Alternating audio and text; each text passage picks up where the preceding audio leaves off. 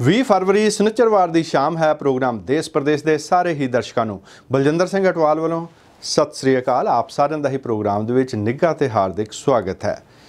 ਜਪਜੀ ਸਾਹਿਬ ਦੀ ਲੜੀਵਾਰ ਵਿਆਖਿਆ ਜਿਹੜੀ ਆਪਾਂ ਸਰਵਣ ਕੀਤੀ ਲਗਾਤਾਰ 9 ਮਹੀਨੇ, ਅਸੀਂ ਆਪ ਸਾਰਿਆਂ ਦੇ ਬਹੁਤ-ਬਹੁਤ ਧੰਨਵਾਦੀ ਹਾਂ। ਤੁਸੀਂ ਬਹੁਤ ਹੀ ਭਰਮਾ ਹੁੰਗਾਰਾ ਦਿੱਤਾ ਤੇ ਇਸ ਦਾ ਲਾਭ ਉਠਾਇਆ ਅਤੇ ਭਾਈ ਸਰਬਜੀਤ ਸਿੰਘ ਧੁੰਦਾ ਹੋਣਾ ਦੇ ਵੀ ਅਸੀਂ ਬਹੁਤ-ਬਹੁਤ ਧੰਨਵਾਦੀ ਹਾਂ। ਇਸ ਤੋਂ ਇਲਾਵਾ ਉਹ ਹਰ ਰੋਜ਼ ਜਿਹੜੀਆਂ ਵੱਖ-ਵੱਖ ਬਾਣੀਆਂ ਹਨ, ਨਿਤਨੇਮ ਦੀਆਂ ਬਾਣੀਆਂ ਹਨ, ਉਹਨਾਂ ਦਾ ਪਾਠ ਅਤੇ ਵਿਆਖਿਆ ਉਹਨਾਂ ਦਾ ਜਿਹੜਾ YouTube ਚੈਨਲ ਹੈ ਸਿੱਖੀ ਲਹਿਰ, ਉਸ ਦੇ ਉੱਤੇ ਪੇਸ਼ ਕਰਦੇ ਹਨ ਅਤੇ ਸੰਗਤਾਂ ਨੂੰ, ਆਪਣੀ ਕਮਿਊਨਿਟੀ ਨੂੰ, ਲੋਕਾਂ ਨੂੰ ਜਾਗਰੂਕ ਕਰਦੇ ਹਨ, ਬਾਣੀ ਦੇ ਨਾਲ ਜੋੜਦੇ ਹਨ, ਭਰਮ ਭੁਲੇਖਿਆਂ ਦੇ ਵਿੱਚੋਂ ਕੱਢਦੇ ਹਨ। ਅੱਜ ਦੇ ਪ੍ਰੋਗਰਾਮ ਦੇ ਵਿੱਚ ਉਹਨਾਂ ਦੇ ਨਾਲ ਇੱਕ ਵਿਸ਼ੇਸ਼ ਗੱਲਬਾਤ ਵੀ ਹਰਜਿੰਦਰ ਸਿੰਘ ਥਿੰਦ ਹੋਣਾ ਦੀ ਪ੍ਰੋਗਰਾਮ ਦੇ ਵਿੱਚ ਅੱਗੇ ਚੱਲ ਕੇ ਪੇਸ਼ ਕਰਾਂਗੇ। ਪੰਜਾਬ ਦਾ ਖੇਤੀ ਸੰਕਟ, ਇਸ ਦੇ ਨਾਲ ਸੰਬੰਧਿਤ ਸੈਗਮੈਂਟ ਨੂੰ ਤੁਸੀਂ ਬਹੁਤ ਪਸੰਦ ਕਰ ਰਹੇ ਹੋ। ਰਿਸ਼ੀ ਨਾਗਰ ਜੀ ਅੱਜ ਇਸ ਦੀ 8ਵੀਂ ਅਤੇ ਆਖਰੀ ਕਿਸ਼ਤ ਲੈ ਕੇ ਹਾਜ਼ਰ ਹੋਣਗੇ।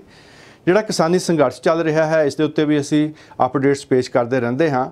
ਹੁਣ ਮਹਾਂ ਪੰਚਾਇਤਾਂ ਦਾ ਦੌਰ ਸ਼ੁਰੂ ਹੋਇਆ ਹੈ। ਪੰਜਾਬ ਦੇ ਵਿੱਚ ਪਹਿਲੀ ਮਹਾਂ ਪੰਚਾਇਤ ਜਗਰਾਵਾਂ ਦੇ ਵਿੱਚ ਹੋਈ, ਜਿਸ ਦੇ ਵਿੱਚ ਬਹੁਤ ਭਾਰੀ ਇਕੱਠ ਹੋਇਆ। ਸਿਰਫ 1-2 ਦਿਨ ਦੇ ਹੀ ਨੋਟਿਸ ਦੇ ਉੱਤੇ ਇੰਨੀ ਭਾਰੀ ਗਿਣਤੀ ਦੇ ਵਿੱਚ ਲੋਕ ਇਕੱਤਰ ਹੋਏ। ਇਸ ਕਾਮਯਾਬ ਰੈਲੀ ਕਹਿ ਲਓ, ਤੁਸੀਂ ਮਹਾਂ ਪੰਚਾਇਤ ਕਹਿ ਲਓ, ਇਸ ਦੀ ਰਿਪੋਰਟ, ਇਸ ਦੀਆਂ ਝਲਕੀਆਂ ਅੱਜ ਦੇ ਪ੍ਰੋਗਰਾਮ ਦੇ ਵਿੱਚ ਸ਼ਾਮਲ ਰਹਿਣਗੀਆਂ। ਤੇ ਤੁਹਾਡੇ ਮਨੋਰੰਜਨ ਦੇ ਵਾਸਤੇ ਗੀਤ ਸੰਗੀਤ ਦੇ ਵਿੱਚੋਂ, ਪੁਰਾਣੀਆਂ ਯਾਦਾਂ ਦੇ ਵਿੱਚੋਂ, ਸਨ 2000 ਦੇ ਵਿੱਚ ਚਰਨਜੀਤ ਅਹੂਜਾ ਨਾਈਟ ਦੇ ਵਿੱਚੋਂ ਇੱਕ ਗੀਤ ਵੀ ਸ਼ਾਮਲ ਕਰਾਂਗੇ। ਇਹ ਹੈ ਅੱਜ ਦਾ ਦੇਸ਼ ਪ੍ਰਦੇਸ਼ ਪ੍ਰੋਗਰਾਮ ਦੀ ਸ਼ੁਰੂਆਤ ਕਰਦੇ ਹਾਂ ਉਸ ਮਹਾਨ ਯੋਧੇ, ਸੂਰਬੀਰ ਔਰ ਸ਼ਹੀਦ ਦੀ ਵਾਰ ਦੇ ਨਾਲ, ਜਿਸ ਨੇ ਖੇਤ ਮਜ਼ਦੂਰਾਂ ਨੂੰ ਉਹਨਾਂ ਦੇ ਹੱਕ ਦਵਾ ਕੇ ਖੇਤਾਂ ਦੇ ਮਾਲਕ ਬਣਾਇਆ, ਜ਼ਿਮੀਂਦਾਰ ਬਣਾਇਆ।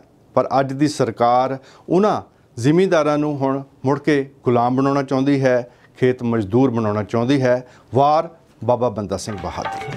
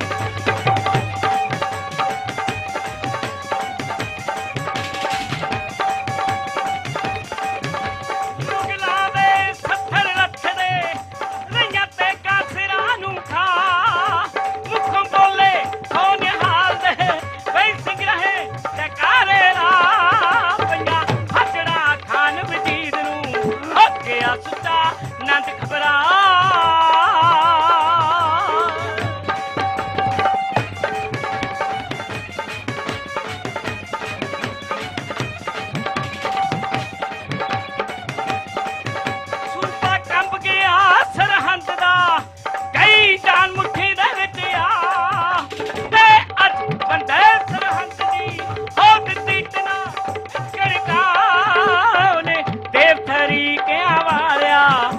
ਦਿੱਤਾ ਕਿਲਾ ਹੰਕਾਰ ਦਾ ਥਾਂ ਰਹਿੰਦੀਆਂ ਹਾਂ ਮਰਦਾਂ ਤੇਰੀਆਂ ਜੱਗ ਵਿੱਚ ਰਹਿੰਦੀਆਂ ਹੋ ਬੰਦਿਆਂ ਤੇਰੀਆਂ ਹਾਂ ਜੀ ਹਾਂ ਵਾਰਾ ਤੁਰੀਆਂ ਜਾ। ਇਹ ਸੀ ਇੱਕ ਅਨਮੋਲ ਯਾਦ ਸਰੀ ਦਾ ਅੰਤਰਰਾਸ਼ਟਰੀ ਪੱਧਰ ਦਾ ਮੇਲਾ ਗਦਰੀ ਬਾਬਿਆਂ ਦਾ 2005 ਦੇ ਵਿੱਚੋਂ ਤੁਸੀਂ ਇਹ ਅਨਮੋਲ ਯਾਦ ਵੇਖ ਸੁਣ ਰਹੇ ਸੀ। ਮਿਊਜ਼ਿਕ ਵੇਵਸ ਦਾ ਜਿਹੜਾ YouTube ਚੈਨਲ ਹੈ ਇਸ ਦੇ ਉੱਤੇ ਅਸੀਂ ਹਰ ਹਫਤੇ ਕੋਈ ਨਾ ਕੋਈ ਅਨਮੋਲ ਯਾਦ ਪੇਸ਼ ਕਰਦੇ ਹਾਂ ਗੀਤ ਸੰਗੀਤ ਦੇ ਵਿੱਚੋਂ। ਖਾਸ ਤੌਰ ਤੇ ਮਿਊਜ਼ਿਕ ਵੇਵਸ ਨੇ ਜਿਹੜੇ 18-20 ਸਾਲ ਪਹਿਲਾਂ ਲਾਈਵ ਇਨ ਕਨਸਰਟਸ ਕੀਤੇ ਯਾਦਗਾਰੀ ਸ਼ੋਅ ਉਹਨਾਂ ਦੇ ਵਿੱਚੋਂ ਕੋਈ ਨਾ ਕੋਈ ਗੀਤ ਹੁੰਦਾ ਹੈ। ਚਰਨਜੀਤ ਅਹੂਜਾ ਨਾਈਟ ਦੇ ਵਿੱਚੋਂ ਜਿਹੜੀ ਕਿ ਸਨ 2000 ਦੇ ਵਿੱਚ ਹੋਈ ਸੀ ਉਸ ਦੇ ਵਿੱਚੋਂ ਵੀ ਇੱਕ ਗੀਤ ਅੱਜ ਦੇ ਪ੍ਰੋਗਰਾਮ ਦੇ ਆਖਰ ਦੇ ਵਿੱਚ ਸ਼ਾਮਲ ਕਰਾਂਗੇ। ਹੁਣ ਸਮਾਂ ਹੈ ਜੀ ਤੁਹਾਡੇ ਵਾਸਤੇ ਪੇਸ਼ ਕਰੀਏ ਪੰਜਾਬ ਦਾ ਖੇਤੀ ਸੰਕਟ। ਇਸ ਲੜੀਵਾਰ ਨੂੰ ਤੁਸੀਂ ਬਹੁਤ ਹੀ ਪਸੰਦ ਕਰ ਰਹੇ ਹੋ। ਅੱਜ ਇਸ ਦੀ 8ਵੀਂ ਅਤੇ ਆਖਰੀ ਕਿਸ਼ਤ ਲੈ ਕੇ ਹਾਜ਼ਰ ਨੇ ਰਿਸ਼ੀ ਨਾਗਰ। ਹੁਣ ਤੱਕ ਤੁਸੀਂ ਦੇਖਿਆ ਕਿ ਭਾਰਤ ਵਿੱਚ ਅਕਾਲ ਕਿੱਥੇ ਤੇ ਕਿਉਂ ਪਏ, ਖੇਤੀਬਾੜੀ ਨਾਲ ਸੰਬੰਧਿਤ ਕਾਨੂੰਨਾਂ ਨੂੰ ਲੈ ਕੇ ਕਿਸਾਨਾਂ ਦੇ ਵੱਖ-ਵੱਖ ਅੰਦੋਲਨ ਕਿਵੇਂ ਹੋਏ ਤੇ ਕੀ ਨਤੀਜੇ ਨਿਕਲੇ, ਹਰਾ ਇਨਕਲਾਬ ਤੇ ਉਸ ਦਾ ਬੁਰਾ ਅਸਰ, ਤੇ ਫਿਰ ਭਾਰਤ ਸਰਕਾਰ ਲਿਆਈ 3 ਨਵੇਂ ਖੇਤੀ ਕਾਨੂੰਨ। ਤੇ ਹੁਣ ਇਸ ਤੋਂ ਅੱਗੇ ਪੰਜਾਬ ਦਾ ਖੇਤੀ ਸੰਕਟ, ਭੂਤ ਵਰਤਮਾਨ ਤੇ ਭਵਿੱਖ, the agro crisis of Punjab, past present and future. ਆਖਰੀ ਕਿਸ਼ਤ। ਭਾਰਤ ਦੀ ਭੂਗੋਲਿਕ ਸਥਿਤੀ ਵਿੱਚ ਵਖਰੇਵਾਂ ਬਹੁਤ ਹੈ। ਪੰਜਾਬ ਯੂਪੀ ਵਰਗਾ ਨਹੀਂ, ਹਰਿਆਣਾ ਬਿਹਾਰ ਵਰਗਾ ਨਹੀਂ, ਮੱਧ ਪ੍ਰਦੇਸ਼ ਮਹਾਰਾਸ਼ਟਰ ਵਰਗਾ ਨਹੀਂ, ਭਾਵ ਕਿ ਹਰ ਸੂਬੇ ਦੀ ਵੱਖ-ਵੱਖ ਬਣਤਰ ਹੈ ਤੇ ਮੌਸਮ ਦਾ ਅਸਰ ਵੀ ਵੱਖ-ਵੱਖ ਹੈ। ਇਸੇ ਕਰਕੇ ਖੇਤੀ ਸੈਕਟਰ ਪਹਿਲਾਂ ਹੀ ਸੂਬਿਆਂ ਨੂੰ ਦਿੱਤਾ ਗਿਆ ਸੀ। ਸੂਬਿਆਂ ਦੀਆਂ ਸਰਕਾਰਾਂ ਕੋਲ ਇਸ ਦਾ ਪ੍ਰਬੰਧ ਹੋਣਾ ਹੀ ਚਾਹੀਦਾ ਹੈ। ਬਣਦਾ ਤਾਂ ਇਹ ਹੈ ਕਿ ਕਿਸਾਨਾਂ ਦੇ ਸਵਾਲਾਂ ਦੇ ਜਵਾਬ ਸਰਕਾਰ ਦੇਵੇ, ਪਰ ਉਹ ਕਹਿ ਰਹੀ ਹੈ ਕਿ ਸਵਾਲ ਬਦਲ ਕੇ ਕਰੋ। ਜਦ ਕਿਸਾਨ ਦਾ ਸਵਾਲ ਉਸ ਦੀ ਹੋਂਦ ਨੂੰ ਲੈ ਕੇ ਹੈ ਤਾਂ ਇਸ ਨੂੰ ਬਦਲਿਆ ਕਿਵੇਂ ਜਾ ਸਕਦਾ ਹੈ।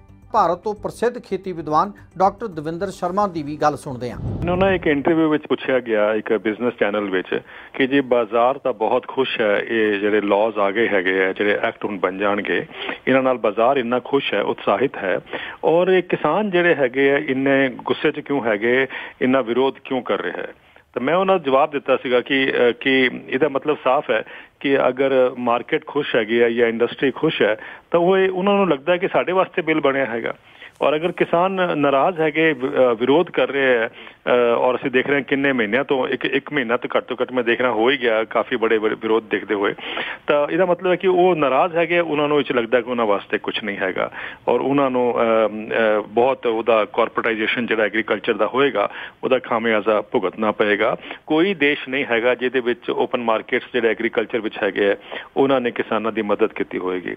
ਔਰ ਆਪਾਂ ਅਗਰ ਦੇਖ ਲਈਏ ਅਮਰੀਕਾ ਦੀ, ਕੈਨੇਡਾ ਦੀ ਔਰ ਯੂਰਪ ਦੀ ਅਗਰ ਅਸੀਂ ਦੇਖ ਲਈਏ ਜਸਟ ਫॉर ਐਗਜ਼ਾਮਪਲ, ਤਾਂ ਉਹਦੇ ਵਿੱਚ ਸਾਫ਼ ਹੈ ਕਿ ਬਈ ਅਮਰੀਕਾ ਵਿੱਚ ਤਾਂ ਕੈਨੇਡਾ ਵਿੱਚ ਵੀ 7 ਦਸ਼ਕ ਹੋ ਗਏ ਹੈਗੇ ਓਪਨ ਮਾਰਕੀਟਸ 'ਚੋਂ ਆਪਰੇਟ ਕਰਦੇ ਹੋਏ। ਔਰ ਅੱਜ ਵੀ ਦੇਖੋ ਅਗਰ ਅਮਰੀਕਨ ਕਿਸਾਨ ਦੇ ਉੱਪਰ $425 ਬਿਲੀਅਨ ਦੀ ਬੈਂਕਰਪਸੀ ਹੈ ਅੱਜ। ਔਰ ਅਸੀਂ ਦੇਖ ਰਹੇ ਹਾਂ ਕਿ ਬਈ ਰੂਰਲ ਏਰੀਆਜ਼ ਵਿੱਚ ਅਮਰੀਕਾ ਵਿੱਚ 45% ਸੁਸਾਈਡ ਰੇਟ ਜਿਹੜਾ ਹੈਗਾ ਜ਼ਿਆਦਾ ਹੈਗਾ ਸ਼ਹਿਰਾਂ ਦੇ ਮੁਕਾਬਲੇ ਵਿੱਚ। ਤਾਂ ਇਸ ਤਰ੍ਹਾਂ ਅਗਰ ਅਸੀਂ ਦੇਖਦੇ ਹਾਂ ਕਿ ਉਹਦਾ ਇੰਨੇ ਅਗਰ ਇਕਨੋਮਿਕ ਹਾਲਤ ਖਸਤਾ ਹੈਗੀ ਹੈ ਕਿਸਾਨਾਂ ਦੀ, ਔਰ ਅਸੀਂ ਦੇਖ ਰਹੇ ਕਿ ਸੁਸਾਈਡ ਜਿਸ ਗਤੀ ਨਾਲ ਵੱਧ ਰਹੇ ਹੈਗੇ ਅਮਰੀਕਾ ਵਿੱਚ, ਉਹਦੇ ਨਾਲ ਸਾਫ਼ ਨਜ਼ਰ ਆਉਂਦਾ ਕਿ ਜਿਹੜੀ ਉਹ ਮਾਰਕੀਟ ਰਿਫਾਰਮਸ ਜਿਹੜੇ ਸੀਗੇ ਐਗਰੀਕਲਚਰ ਵਿੱਚ ਉਹ ਕੰਮ ਨਹੀਂ ਕੀਤੇ ਹੈ। ਇੱਕ ਰਿਪੋਰਟ ਹੈਗੀ ਹੈ, ਸਟੱਡੀ ਹੈਗੀ ਹੈ ਅਨਟੈਡ ਇੰਡੀਆ ਦੀ, ਯੂਨਾਈਟਿਡ ਨੇਸ਼ਨ ਦੀ ਜਿਹੜੀ ਬੋਡੀ ਹੈ ਉਹਦਾ ਇੰਡੀਅਨ ਬ੍ਰਾਂਚ ਨੇ ਕੀਤੀ ਸੀਗੀ 2007 ਵਿੱਚ ਸਟੱਡੀ ਕੀਤੀ ਗਈ ਸੀ। ਉਹਨੇ ਕਿਹਾ ਹੈ ਕਿ ਅਗਰ WTO ਦੇ ਲੈਂਗੁਏਜ ਜਿਹੜਾ ਅਸੀਂ ਕਹਿੰਦੇ ਹਾਂ ਗ੍ਰੀਨ ਬਾਕਸ ਸਬਸਿਡੀਜ਼, ਜਿਹੜੇ ਅਮੀਰ ਦੇਸ਼ਾਂ ਤੇ ਗਰੀਬ ਦੇਸ਼ਾਂ ਦਾ ਇੱਕ ਚਾਰਜ ਰਹਿੰਦਾ ਹੀ ਹੈ ਕਿ ਤੁਸੀਂ ਬਹੁਤ ਸਬਸਿਡੀ ਦਿੰਦੇ ਹੋ ਆਪਣੇ ਐਗਰੀਕਲਚਰ ਵਿੱਚ, ਉਹ ਅਗਰ ਹਟਾ ਲਈ ਜਾਣ, ਜਿਹਨੂੰ ਗ੍ਰੀਨ ਬਾਕਸ ਸਬਸਿਡੀ ਕਹਿੰਦੇ ਆ ਸਪੈਸ਼ਲੀ, ਉਹ ਅਗਰ ਹਟਾ ਲਈਆਂ ਜਾਣ ਤਾਂ ਉਹਦੇ ਨਾਲ ਅਮਰੀਕਾ, ਯੂਰਪ ਔਰ ਕੈਨੇਡਾ ਦਾ ਜਿਹੜਾ ਐਗਰੀਕਲਚਰ ਐਕਸਪੋਰਟ ਹੈ ਉਹ 40% ਗਿਰ ਜਾਂਦਾ ਹੈ। ਤੁਹਾਡੇ ਫਾਈਨਲ ਵਰਡਸ ਕੀ ਹੋਣਗੇ? ਮੇਰਾ ਕਹਿਣਾ ਇਹ ਹੈ ਕਿ ਬਈ ਅਗਰ ਵਾਕਈ ਅਸੀਂ ਕਿਸਾਨਾਂ ਦੀ ਅੱਛੀ ਚਾਹੁੰਦੇ ਹਾਂ ਕਿ ਵੀ ਉਹਨਾਂ ਦੀ ਇਨਕਮ बढ़े ਔਰ ਉਹ ਆਪਣੇ ਪ੍ਰਾਈਮ ਮਿਨਿਸਟਰ ਸਾਡੇ ਕਹਿੰਦੇ ਹੈਗੇ ਸਬਕਾ ਸਾਥ ਸਬਕਾ ਵਿਕਾਸ, ਉਹਦੇ ਵਿੱਚ ਬਹੁਤ ਬੜਾ ਰੋਲ ਕਿਸਾਨਾਂ ਦਾ ਹੈ ਕਿਉਂਕਿ ਦੇਸ਼ ਵਿੱਚ ਫੈਮਲੀਜ਼ ਨੂੰ ਮਿਲਾ ਲਿਆ ਜਾਏ ਤਾਂ 60 ਕਰੋੜ ਕਿਸਾਨ ਪਰਿਵਾਰ ਹੈਗੇ ਮਿਲਾ ਕੇ ਕਿਸਾਨ ਪਰਿਵਾਰ ਨੂੰ, ਤਾਂ 60 ਕਰੋੜ ਮਤਲਬ 50% ਪਾਪੂਲੇਸ਼ਨ ਖੇਤੀ ਨਾਲ ਜੁੜੀ ਹੈ। ਅਗਰ ਉਹਨਾਂ ਦੇ ਹੱਥ ਵਿੱਚ ਜ਼ਿਆਦਾ ਇਨਕਮ ਆਉਂਦੀ ਹੈ, ਉਹਨਾਂ ਦੀ ਪਰਚੇਸਿੰਗ ਪਾਵਰ बढ़ਦੀ ਹੈ, ਤੁਸੀਂ ਦੇਖੋ ਕਿੰਨੀ ਡਿਮਾਂਡ ਕ੍ਰੀਏਟ ਹੋਏਗੀ ਔਰ ਡਿਮਾਂਡ ਕ੍ਰੀਏਟ ਹੋਏਗੀ ਤਾਂ ਸਾਡੀ ਇਕਨੋਮੀ ਜਿਹੜੀ ਹੈਗੀ ਉਹ 5, 6, 7% ਤੇ ਜਿਹੜੀ ਅਟਕੀ ਪਈ ਹੈ, ਮੇਰਾ ਮਤਲਬ ਦੌੜੇਗੀ ਉਹ। ਲੇਕਿਨ ਸਰ ਉਹਦੇ ਸਮਝਣ ਦੇ ਵਾਸਤੇ ਇੱਕ ਹੋਰ ਵੀ ਹੈ ਕਿ ਉਹਨੂੰ ਕਰਨ ਵਾਸਤੇ ਸਾਨੂੰ ਚਾਹੀਦਾ ਇਹ ਕਿ ਜਿਹੜਾ ਪੰਜਾਬ ਵਿੱਚ ਅਸੀਂ ਮੰਡੀ ਸਿਸਟਮ ਆਪਰੇਟ ਕਰਦੇ ਸੀਗੇ ਉਹ 'ਚ ਜਿਹੜੀ ਕਮੀਆਂ ਹੈਗੀਆਂ ਉਹਨੂੰ ਤਾਂ ਰਿਫਾਰਮ ਕਰਨ ਦੀ ਜ਼ਰੂਰਤ ਹੈ। ਲੇਕਿਨ ਮੇਰਾ ਮੰਨਣਾ ਹੈ ਕਿ 7,000 APMC ਮੰਡੀਆਂ ਹੈਗੀਆਂ ਦੇਸ਼ ਵਿੱਚ, ਸਾਨੂੰ ਚਾਹੀਦੀ ਹੈ 42,000 ਮੰਡੀਆਂ ਚਾਹੀਦੀਆਂ ਅਗਰ ਅਸੀਂ 5 ਕਿਲੋਮੀਟਰ ਦੇ ਰੇਡੀਅਸ ਤੇ ਮੰਡੀ ਬਣਾਉਂਦੇ ਹਾਂ। ਇੱਕ ਤਾਂ ਉਹ ਬਣਾਈਏ ਔਰ ਫਿਰ ਜਿੰਨੀ 23 ਫਸਲਾਂ ਤੇ ਜਿਹੜਾ MSP ਅਸੀਂ ਡਿਕਲੇਅਰ ਕਰਦੇ ਹੈਗੇ ਆ ਉਹ ਇੱਕ ਚੌਥਾ ਅਧਿਨਿਯਮ ਲੈ ਕੇ ਆਇਆ ਜਾਏ ਜਿਹੜਾ ਇਹ ਕਹੇ ਕਿ ਬਈ ਕਿਸਾਨ ਨੂੰ ਜਿਹੜੀ ਉਹਦੀ MSP ਹੈ 23 ਫਸਲਾਂ ਤੇ ਵੀ ਉਹ ਸਾਰੀ ਲੀਗਲ ਇੰਸਟਰੂਮੈਂਟ ਬਣ ਜਾਂਦਾ, ਲੀਗਲ ਅਧਿਕਾਰ ਬਣ ਜਾਂਦਾ ਕਿਸਾਨ ਦਾ, ਉਹ ਤੋਂ ਥੱਲੇ ਟ੍ਰੇਡਿੰਗ ਨਹੀਂ ਹੋਏਗੀ। ਤੇ ਹੁਣ ਗੱਲ ਸਪਸ਼ਟ ਹੋ ਗਈ ਹੈ ਕਿ ਸਰਕਾਰ ਬਾਰ-ਬਾਰ ਕਿਸਾਨਾਂ ਕੋਲੋਂ ਮੰਗ ਕਰ ਰਹੀ ਹੈ ਕਿ ਉਹ ਕਾਨੂੰਨ ਵਾਪਸ ਨਾ ਕਰਵਾ ਕੇ ਕੋਈ ਬਦਲ ਪੇਸ਼ ਕਰੇ, ਜਦ ਕਿ ਬਦਲ ਸਰਕਾਰ ਨੂੰ ਪੇਸ਼ ਕਰਨਾ ਚਾਹੀਦਾ ਹੈ। ਅੱਜ ਖੇਤੀ ਕਾਨੂੰਨਾਂ ਵਿੱਚ ਸੋਧ ਦੀ ਜ਼ਰੂਰਤ ਹੈ। ਇਹ ਸੋਧ ਕਿਸਾਨਾਂ ਮੁਤਾਬਕ ਹੋਣੀ ਚਾਹੀਦੀ ਹੈ, ਨਾ ਕਿ ਕਾਰਪੋਰੇਟ ਘਰਾਣਿਆਂ ਦੇ ਮੁਤਾਬਕ। ਸਾਲ 2020 ਵਿੱਚ ਭਾਰਤ ਗਲੋਬਲ ਹੰਗਰ ਇੰਡੈਕਸ ਜਾਂ ਸੰਸਾਰਕ ਭੁੱਖਮਰੀ ਸੂਚਕਾਂਕ ਵਿੱਚ 197 ਦੇਸ਼ਾਂ ਵਿੱਚੋਂ 94 ਨੰਬਰ ਤੇ ਆਇਆ ਹੈ। 5 ਸਾਲ ਤੋਂ ਘੱਟ ਉਮਰ ਦੇ 37.4% ਬੱਚੇ ਭੁੱਖੇ ਜਾਂ ਘੱਟ ਖਾ ਕੇ ਸੌਂ ਜਾਂਦੇ ਨੇ। 5 ਸਾਲ ਤੋਂ ਘੱਟ ਉਮਰ ਦੇ 20% ਬੱਚਿਆਂ ਦਾ ਭਾਰ ਉਹਨਾਂ ਦੀ ਉਮਰ ਅਨੁਸਾਰ ਘੱਟ ਹੈ। 17.3% ਭੋਜਨ ਵੇਸਟ ਜਾਂ ਬਰਬਾਦ ਹੋ ਰਿਹਾ ਹੈ। ਬੱਚਾ ਪੈਦਾ ਕਰਨ ਦੀ ਉਮਰ 16 ਤੋਂ 49 ਸਾਲ ਵਾਲੀਆਂ 51.4% ਔਰਤਾਂ ਵਿੱਚ ਖੂਨ ਦੀ ਕਮੀ ਹੈ।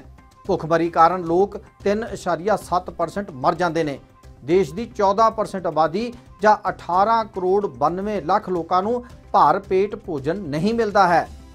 ਇਸ ਦਾ ਜ਼ਿੰਮੇਵਾਰ ਆਖਰ ਕੌਣ ਹੈ? ਕੀ ਕਿਸਾਨ ਅਨਾਜ ਘੱਟ ਪੈਦਾ ਕਰ ਰਿਹਾ ਹੈ? ਸਿਰਫ ਆਪਣੀ ਜ਼ਿੱਦ ਪੂਰੀ ਕਰਨ ਵਾਸਤੇ ਕਾਨੂੰਨ ਥੋਪਣਾ ਹੋ ਸਕਦਾ ਹੈ ਕਿ ਸਰਕਾਰ ਨੂੰ ਮਜ਼ਬੂਤ ਬਣਾ ਕੇ ਪੇਸ਼ ਕਰਦਾ ਹੋਵੇ, ਪਰ ਭਵਿੱਖ ਵਿੱਚ ਜਦੋਂ ਅਸੀਂ ਅੱਜ ਦੀ ਗੱਲ ਇਤਿਹਾਸ ਬਣਾ ਦਿੱਤੀ ਤਾਂ ਇਹੀ ਮਜ਼ਬੂਤੀ ਲਾਹਨਤ ਬਣ ਸਕਦੀ ਹੈ। ਚਾਹੀਦਾ ਹੈ ਕਿ ਸਰਕਾਰ ਅੱਜ ਦੀ ਕਹਾਣੀ ਹੀ ਸੁਨਹਿਰੀ ਹਰਫਾਂ ਵਿੱਚ ਲਿਖ ਦੇਵੇ ਤਾਂ ਕਿ ਭਵਿੱਖ ਵਿੱਚ ਵੀ ਸੁਨਹਿਰੀ ਹੀ ਰਹੇ, ਪਰ ਹੁਣ ਪਿੱਤਲ ਵਿੱਚ ਲਿਖ ਕੇ ਭਵਿੱਖ ਵਿੱਚ ਕਾਲਖ ਹੀ ਕਮਾਈ ਜਾ ਸਕਦੀ ਹੈ। ਕਿਸਾਨ ਸੜਕਾਂ ਤੇ ਹੈ, ਸਰਕਾਰ ਜ਼ਿੱਦ ਤੇ ਹੈ। ਅੰਨਦਾਤਾ ਰੁਲ ਰਿਹਾ ਹੈ, ਸਰਕਾਰ ਭੁੱਲ ਰਹੀ ਹੈ। ਧਰਤੀ ਦਾ ਪੁੱਤਰ ਪਰੇਸ਼ਾਨ ਹੈ, ਸਰਕਾਰ ਪਸ਼ੇਮਾਨ ਨਹੀਂ। ਸਾਡੀ ਇਹ ਸੀਰੀਜ਼ ਤੁਹਾਨੂੰ ਕਿਸ ਤਰ੍ਹਾਂ ਦੀ ਲੱਗੀ? ਕਿਰਪਾ ਕਰਕੇ ਆਪਣੇ ਕਮੈਂਟਸ ਜ਼ਰੂਰ ਦੇਣਾ। ਸਾਡੀ ਇਹ ਸੀਰੀਜ਼ ਦੇਖਣ ਵਾਸਤੇ ਦੇਸ਼ ਪ੍ਰਦੇਸ਼ TV ਦੇ YouTube ਚੈਨਲ ਨੂੰ ਸਬਸਕ੍ਰਾਈਬ ਕਰਨਾ ਤੇ ਲਾਈਕ ਕਰਨਾ ਨਾ ਭੁੱਲਣਾ ਤੇ ਬੈਲ ਆਈਕਨ ਜ਼ਰੂਰ ਦਬਾ ਦੇਣਾ ਤਾਂ ਕਿ ਹਰ ਨਵੀਂ ਵੀਡੀਓ ਤੁਹਾਨੂੰ ਸਭ ਤੋਂ ਪਹਿਲਾਂ ਮਿਲ ਸਕੇ। ਧੰਨਵਾਦ।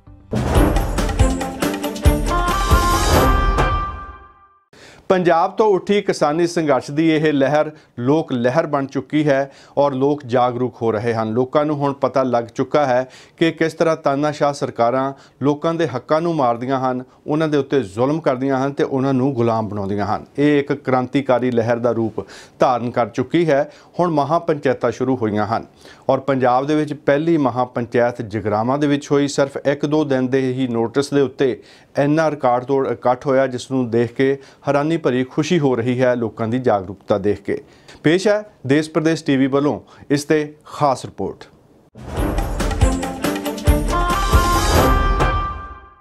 देश प्रदेश टीवी देख रहे सारे दर्शकों का रेड FM सुनने वाले सारे ਸਰੋਤਿਆਂ ਦਾ ਸਵਾਗਤ। इस वक्त देश प्रदेश टीवी की टीम पहुंची हुई है जगराओं, जिथे इस वक्त किसानां दी जिहड़ी रैली सीगी जिहदा सद्दा दिता गया सीगा बलबीर जी वालों ते डॉक्टर दर्शनपाल वालों। तुसीं देख सकते हो कि किन्नी हाई अमाउंट दे विच लोग इत्थे पहुंच चुके ने, जिथे कहंदे कहा जा रहा सीगा कि जिहड़े किसान ने उन्हां दा जिहड़ा जोश हैगा आ फिक्का पैंदा नज़र आ रहा है। लेकिन तुसीं देख सकते हो कि जिहड़े लोग इत्थे मौजूद ने, जिहड़े किसान इत्थे मौजूद ने, उन्हां दा जिहड़ा जोश हैगा आ वो पूरा बुलंद हैगा आ। तुसीं देख सकते हो कि किन्नी हाई अमाउंट दे विच लोग इत्थे मौजूद ने।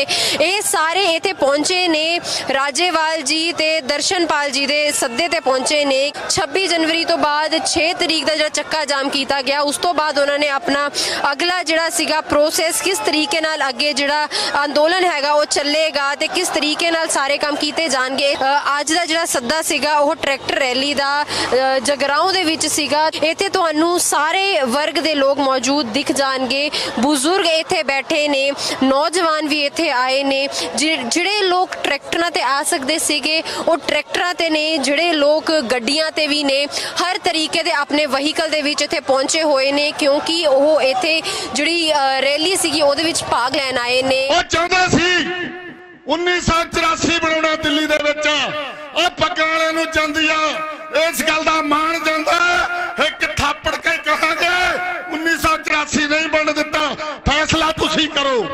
ਤੁਹਾਨੂੰ ਬੇਨਤੀ ਕਰਦਾ ਕਿ ਲੜਾਈ ਲੰਬੀ ਆ, ਉਹਦੇ ਲਈ ਹਰ ਪਰਿਵਾਰ ਚੋਂ ਇੱਕ ਜੀ ਦਿੱਲੀ ਰਹੋ, ਬਾਕੀ ਪਿੱਛੇ ਲੋਕਾਂ ਨੂੰ ਲਾਮਬੰਦ ਕਰੋ। ਕਣਕ ਇੱਕ ਦੂਜੇ ਦੀ ਰਲ ਕੇ ਵੱਢ ਲਾਂਗੇ, ਭਾਈਚਾਰਾ ਸਾਡਾ ਬਣ ਗਿਆ। ਇਹ ਇਕੱਲੇ ਕਿਸਾਨਾਂ ਦਾ ਅੰਦੋਲਨ ਨਹੀਂ। ਕੋਈ ਗੱਲ ਨਹੀਂ, ਲੰਮੇ ਸਦਕ ਨਾਲ ਗਏ ਆ, ਪਹਿਲੇ ਦਿਨ ਤੋਂ ਹੀ ਕਹਿ ਕੇ ਗਏ ਆ ਅਸੀਂ ਬਈ 6 ਮਹੀਨੇ ਦਾ ਰਾਸ਼ਨ ਲੈ ਕੇ ਚੱਲੇ ਆ। ਇਹ 3 ਕਾਲੇ ਕਾਨੂੰਨ ਵਾਪਸ ਕਰਾ ਕੇ ਤੇ MSP ਦਾ ਕਾਨੂੰਨ ਬਣਾ ਕੇ ਤਾਂ ਹੀ ਕੋਈ ਗੱਲ ਅਸੀਂ ਬਣੂਗੀ। ਪੂਰੀ ਲੀਡਰਸ਼ਿਪ ਸਾਡੀ ਸੁਹਿਰਦ ਆ, ਕੋਈ ਘਬਰਾਉਣ ਦੀ ਲੋੜ ਨਹੀਂ। ਜਿਹੜੇ ਅੱਜ ਜਿਹੜੀ ਲੜਾਈ ਆ ਜ਼ਮੀਨਾਂ ਤੇ ਜ਼ਮੀਰਾਂ ਦੀ ਲੜਾਈ ਆ, ਇਹ ਲੜਾਈ ਹਿੰਦੁਸਤਾਨ ਦੀ ਲੜਾਈ ਨਹੀਂ ਰਹਿਣੀ। ਇਹ ਲੜਾਈ ਦੁਨੀਆ ਦੇ ਕਾਰਪੋਰੇਟਰਾਂ ਦੇ ਖਿਲਾਫ ਇੱਕ ਲੜਾਈ ਦਾ ਮੁੱਢ ਬਣਨੀ ਹੈ।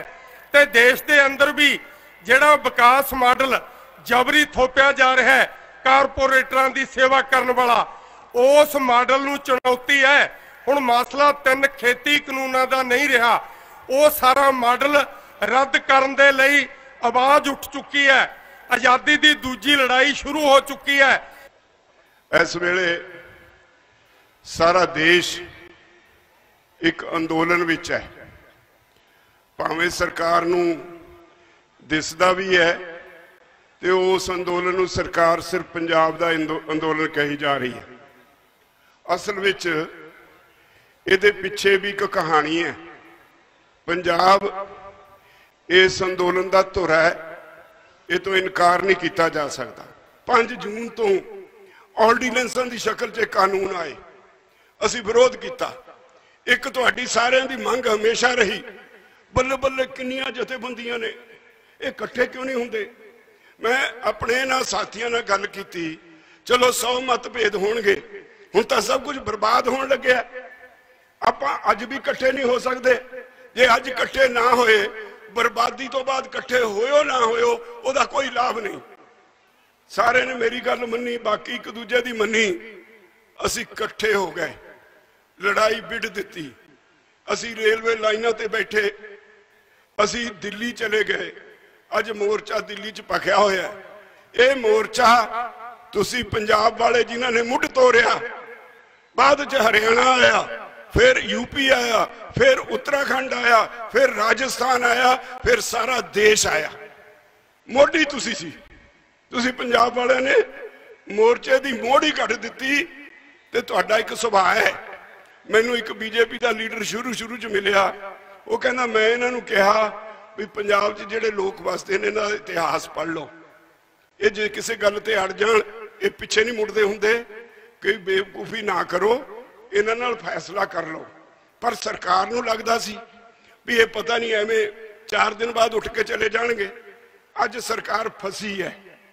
हुण मोदी जी थां थां कहंदे ने, उन्हां दे मंत्री कहंदे ने जी क्लॉज बाय क्लॉज बहस कर लो।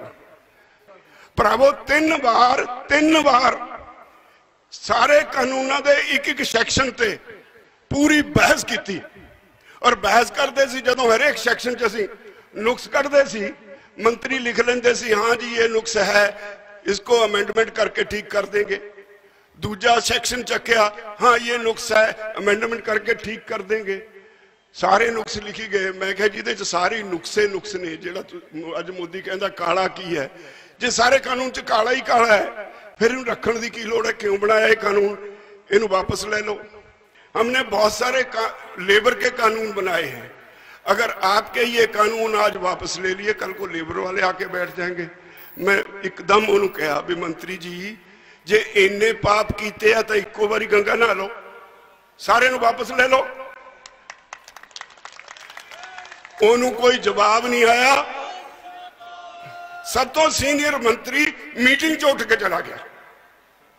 एडे बेईमान अज तक भरावो, मैं इंदिरा गांधी प्रधानमंत्री सी, दुद्धे मोर्चे का तुहाडा फैसला उहदे कोलों कुर्की दे के करवाया सी। बड़े प्रधानमंत्रियों ने बाह पिया। मैनू अज दा प्रधानमंत्री सब तो ज्यादा ड्रामेबाज, सब तो बड़ा झूठा, सब तो बड़ा बेईमान नजर आता। देश खूब बहुत धरातल वाल नीवें पद्धर नूं जा रहा। समाज के हर वर्ग नूं बाहर निकलना पेगा जे देश बचाउणा। तां भाजपा हिंदुत्व के मुद्दे ते इत्थे दी आबादी नूं वंडना चाहुंदी है। ਮੈਨੂੰ ਖੁਸ਼ੀ ਹੈ ਇਸ ਅੰਦੋਲਨ ਨੇ ਭਾਜਪਾ ਦਾ ਇਹ ਏਜੰਡਾ, ਹਿੰਦੂਤਵ ਦਾ, ਜਾਤ ਪਾਤ ਦਾ ਏਜੰਡਾ ਇਹ ਗੁੱਠੇ ਲਾਤਾ। ਇਹ ਅੰਦੋਲਨ ਦੁਨੀਆ ਦਾ ਸਭ ਤੋਂ ਲੰਬਾ ਸਮਾਂ ਚੱਲਣ ਵਾਲਾ ਅੰਦੋਲਨ, ਇਹ ਅੰਦੋਲਨ ਜਨ ਅੰਦੋਲਨ ਬਣ ਗਿਆ। ਸਮਾਜ ਦਾ ਹਰ ਵਰਗ, ਮੈਂ ਜਦੋਂ ਉੱਥੇ ਦੇਖਦਾ ਟਰਾਲੀ ਵਿੱਚ ਬੈਠੇ ਦੋ ਉਹ ਬੰਦੇ ਜਿਨ੍ਹਾਂ ਦਾ ਪਿੰਡ 'ਚ ਸਿਰ ਵੱਢਵਾਂ ਵੈਰ ਹੈ, ਉਹ ਛੱਡ ਕੇ ਪਾਰਟੀਬਾਜੀ ਦੋ ਜੱਫੀ ਪਾ ਕੇ ਇੱਕ ਟਰਾਲੀ 'ਚ ਬੈਠੇ ਨੇ। ਸੋਚ ਰਿਹਾ ਅਸੀਂ ਲਗਭਗ 15 ਸਾਲਾਂ ਤੋਂ ਕਦੇ ਪੰਜਾਬ ਦਾ ਨੌਜਵਾਨ ਨਸ਼ਿਆਂ ਤੋਂ ਪਾਸੇ ਹੋ ਜਾਊਗਾ, ਕਦੇ ਪੰਜਾਬ ਦਾ ਨੌਜਵਾਨ ਇਹਨਾਂ ਲੱਚਰ ਗੀਤਾਂ ਤੋਂ ਪਾਸੇ ਹੋ ਜਾਊਗਾ। ਇਸ ਅੰਦੋਲਨ ਨੇ ਇਹ ਦੋਨੇ ਗੱਲਾਂ ਸਾਫ਼ ਕਰਤੀਆਂ। ਤੁਸੀਂ ਤਕੜੇ ਰਹੋ। ਇਤਰਾਜ਼ ਚੜਾ ਕੋਲ 'ਚ ਆਉਂਦੇ ਨੇ, ਆ ਬੈਠੀਆਂ ਨੇ ਸਾਰੀਆਂ ਜਥੇਬੰਦੀਆਂ, ਸਾਰੀਆਂ ਦੀਆਂ ਸਾਰੀਆਂ ਇਕੱਠੀਆਂ ਤੇ ਸਾਰੀਆਂ ਦੀਆਂ ਸਾਰੀਆਂ ਇੱਕੋ ਗੱਲ ਕਹਿੰਦੇ ਕਿ ਕਾਨੂੰਨ ਰੱਦ ਕਰਾਏ ਤੋਂ ਬਗੈਰ ਪੰਜਾਬ ਦੀ ਧਰਤੀ ਤੇ ਨਹੀਂ ਜਾਵਾਂਗੇ। ਧੰਨਵਾਦ। ਜੋਸ਼ ਤੇ ਹੋਸ਼ ਕਾਇਮ ਰੱਖ ਕੇ ਜਦੋਂ ਤੁਸੀਂ ਲੜੋਗੇ, ਸ਼ਾਂਤਮਈ ਰਹਿ ਕੇ ਲੜੋਗੇ, ਦੁਨੀਆ ਦੀ ਕੋਈ ਤਾਕਤ ਤੁਹਾਨੂੰ ਹਰਾਉਣ ਵਾਲੀ ਜੰਮੀ ਨਹੀਂ ਹੈ, ਮੈਂ ਗਰੰਟੀ ਦਿੰਦਾ। ਅਸੀਂ ਸਿੱਧ ਕਰ ਚੁੱਕੇ ਹਾਂ ਇਹ ਤਿੰਨੇ ਕਾਨੂੰਨ ਕਾਲੇ ਨੇ। ਅਸੀਂ ਸਿੱਧ ਕਰ ਚੁੱਕੇ ਹਾਂ ਸਰਕਾਰ ਬੇਈਮਾਨ ਹੈ। ਇਸ ਲਈ ਤੁਹਾਨੂੰ ਇਹ ਬੇਨਤੀ ਹੈ, ਇੱਕ ਝਟਕਾ ਸੀ ਸਰਕਾਰ ਨੇ ਦਿੱਤਾ ਅੰਦੋਲਨ ਨੂੰ, ਉਸ ਝਟਕੇ ਦੇ ਬਾਅਦ ਤੁਸੀਂ ਫੇਰ ਖੜੇ ਹੋ ਗਏ। ਅੱਜ ਫੇਰ ਆਪਣੇ ਜੋਬਨ ਤੇ ਹੈ ਅੰਦੋਲਨ। ਸਰਕਾਰ ਜੇ ਲੰਬਾ ਟੈਸਟ ਲੈਣਾ ਚਾਹੁੰਦੀ ਹੈ ਸਾਡਾ, ਅਸੀਂ ਪਿੱਛੇ ਨਹੀਂ ਹਟਾਂਗੇ।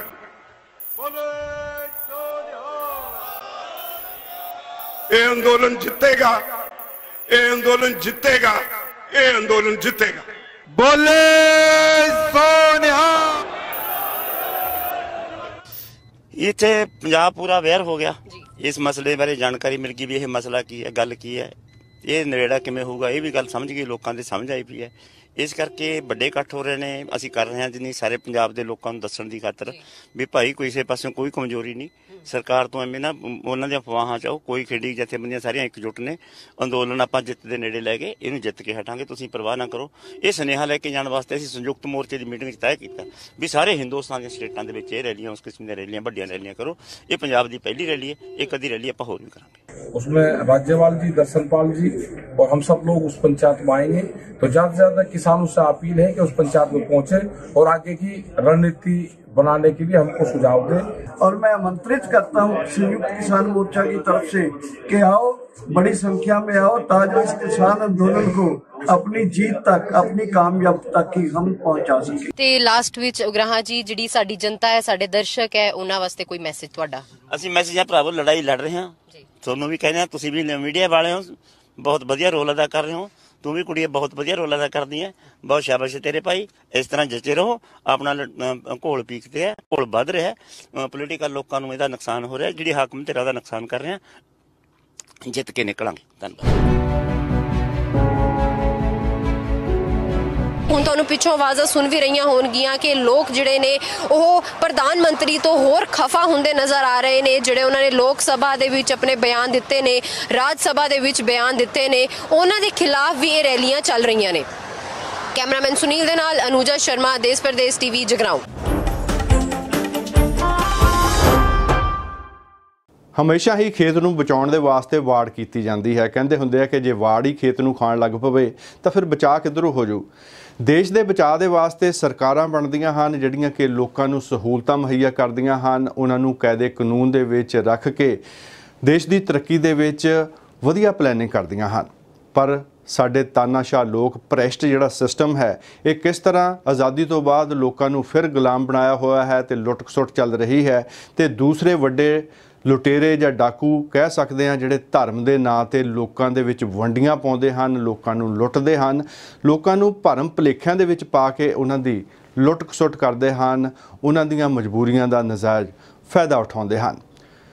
ਭਾਈ ਸਰਬਜੀਤ ਸਿੰਘ ਜੀ ਧੁੰਦਾ ਵਰਗੇ ਜਿਹੜੇ ਪੜ੍ਹੇ ਲਿਖੇ ਪ੍ਰਚਾਰਕ ਹਨ, ਇਹ ਸਿੱਖੀ ਦੇ ਪ੍ਰਚਾਰ ਦੇ ਵਿੱਚ ਬਹੁਤ ਵੱਡਾ ਯੋਗਦਾਨ ਪਾ ਰਹੇ ਹਨ, ਲੋਕਾਂ ਨੂੰ ਗੁਰਬਾਣੀ ਦੇ ਨਾਲ ਜੋੜ ਰਹੇ ਹਨ, ਵਹਿਮਾਂ ਭਰਮਾਂ ਦੇ ਵਿੱਚੋਂ ਕੱਢ ਕੇ ਸੱਚਾ ਸੁੱਚਾ ਜੀਵਨ ਬਤੀਤ ਕਰਨ ਦੇ ਵਾਸਤੇ ਪ੍ਰੇਰਿਤ ਕਰਦੇ ਹਨ, ਬਾਣੀ ਦੇ ਨਾਲ ਜੋੜਦੇ ਹਨ। ਉਹਨਾਂ ਦੇ ਨਾਲ ਇੱਕ ਕੀਤੀ ਹੋਈ ਵਿਸ਼ੇਸ਼ ਗੱਲਬਾਤ ਹਰਜਿੰਦਰ ਸਿੰਘ ਥਿੰਦ ਹੁਣਾਂ ਦੇ ਇੰਟਰਵਿਊ ਸੈਗਮੈਂਟ ਦੇ ਵਿੱਚ ਸ਼ਾਮਲ ਕਰਦੇ ਹਾਂ।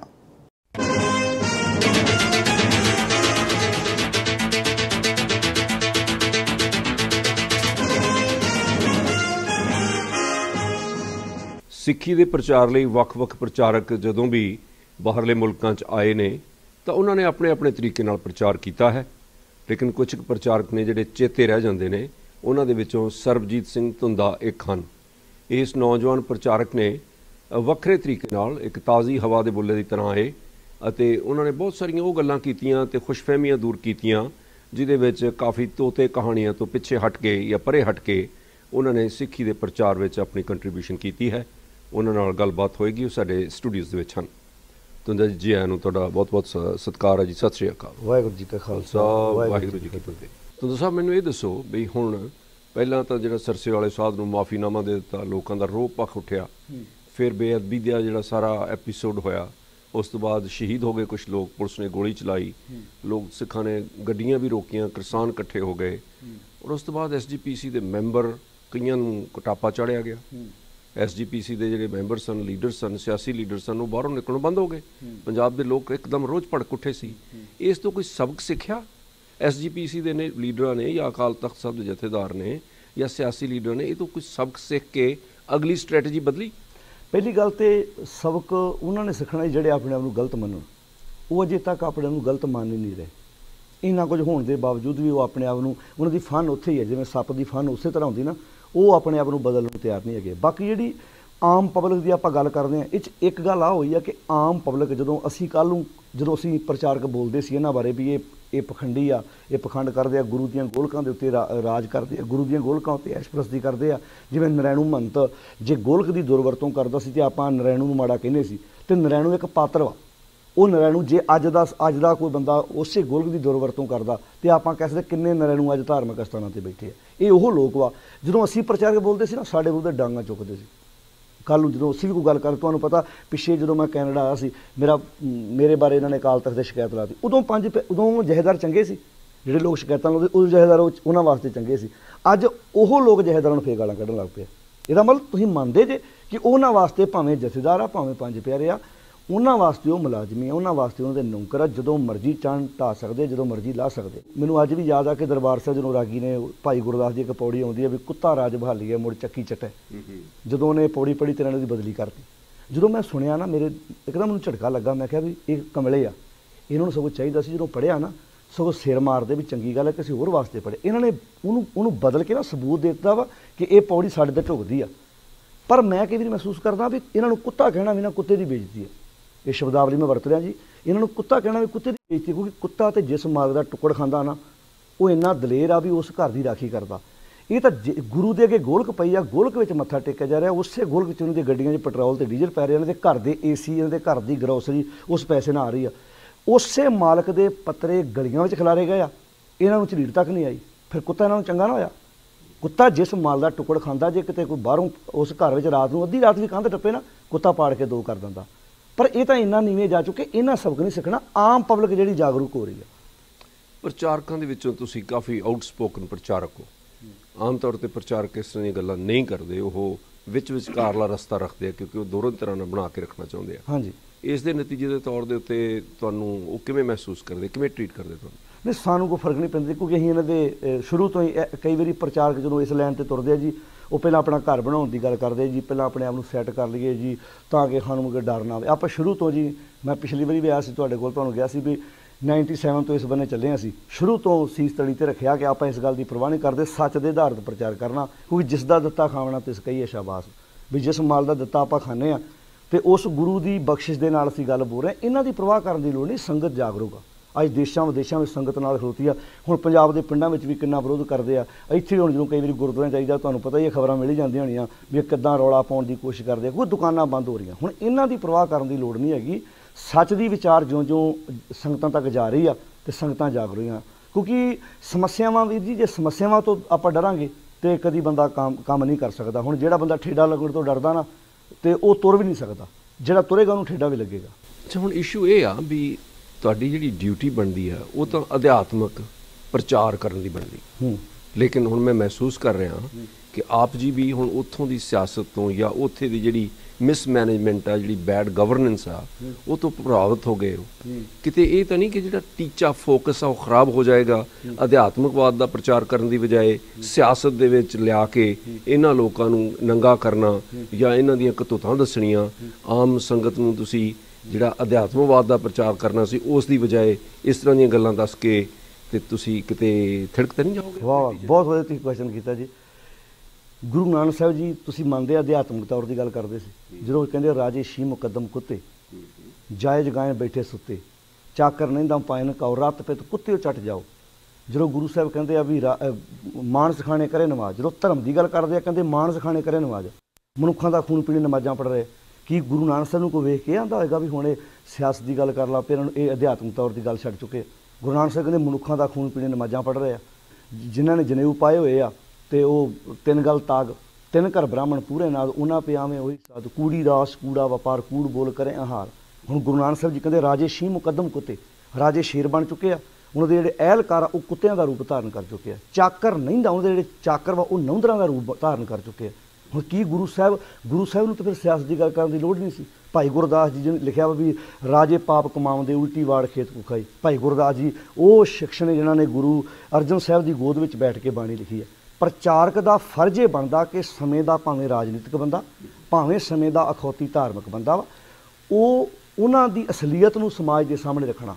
ਬਾਬੇ ਕਬੀਰ ਦੇ ਸ਼ਬਦ ਪੜ੍ਹ ਲਓ, ਇੱਕ ਬ੍ਰਾਹਮਣ ਦੇ ਮੁਤਾਬਕ ਜਾਤ ਪਾਤ ਨਹੀਂ ਹੈਗੀ, ਪਰ ਬ੍ਰਾਹਮਣ ਦੇ ਮੁਤਾਬਕ ਉਹ ਜਾਤ ਦੇ ਜੁਲਾਏ ਨੇ, ਬ੍ਰਾਹਮਣ ਉਹਨੂੰ ਇਸ ਕੈਟਾਗਰੀ 'ਚ ਖੜਾ ਕਰਦਾ। ਪਰ ਬਾਬੇ ਕਬੀਰ ਜੀ ਕਹਿੰਦੇ ਕੋ ਹਾਰ ਸਮਾਨ ਨਹੀਂ ਰਾਜਾ, ਇਹ ਭੂਪਤ ਸਭ ਦਿਵਸ ਚਾਰ ਕੇ ਝੂਠੇ ਕਰ ਦਿਵਾਜਾ। ਉਹ ਜਦੋਂ ਪੜ੍ਹਦੇ ਉਹ ਕਹਿੰਦੇ ਵੀ ਹਮ ਘਰ ਸੂਤਣੇ ਨੇ ਤਾਨਾ ਕੰਠ ਜਨੇਊ ਤੁਮਾਰੇ, ਤੁਮ ਤੋਂ ਵੇਦ ਕੋ ਪੜ੍ਹੋ ਗਏ ਗੋਬਿੰਦ ਹਿਰਦੇ ਹਮਾਰੇ। ਮਤਲਬ ਉਹ ਸਮੇਂ ਦੇ ਉਸ ਵਕਤ ਬ੍ਰਾਹਮਣ ਦੀ ਗੱਲ ਵੀ ਕਰ ਰਿਹਾ ਤੇ ਨਾਲ ਨਾਲ ਜਿਹੜੇ ਰਾਜਨੀਤਿਕ ਲੋਕ ਆ ਉਹਨਾਂ ਦੀ ਗੱਲ ਵੀ ਕਰ ਰਹੇ। ਹੁਣ ਰਾਜੇ ਸ਼ੀ ਮੁਕੱਦਮ ਕੁੱਤੇ ਜਦੋਂ ਸ਼ਬਦ ਪੜ੍ਹਦੇ ਆਪਾਂ ਕਿ ਕਾਦੀ ਕੂੜ ਬੋਲ ਮਲ ਖਾਏ। ਹੁਣ ਇਸਲਾਮ ਦੇ ਵਿੱਚ ਕਾਜੀ, ਜਿਵੇਂ ਸਾਡੇ ਜੱਜ ਹੁੰਦਾ, ਇਸਲਾਮ ਦੇ ਵਿੱਚ ਕਾਜੀ ਹੈ ਜਿਹੜਾ ਫਤਵੇ ਪੜ੍ਹਦਾ। ਹੁਣ ਗੁਰੂ ਸਾਹਿਬ ਕਹਿੰਦੇ ਕਾਦੀ ਕੂੜ ਬੋਲ ਮਲ ਖਾਏ, ਝੂਠ ਬੋਲ ਕੇ ਮੈਲ ਖਾ ਰਿਹਾ, ਭਾਵ 2 ਨੰਬਰ ਦੀ ਕਮਾਈ ਖਾ ਰਿਹਾ।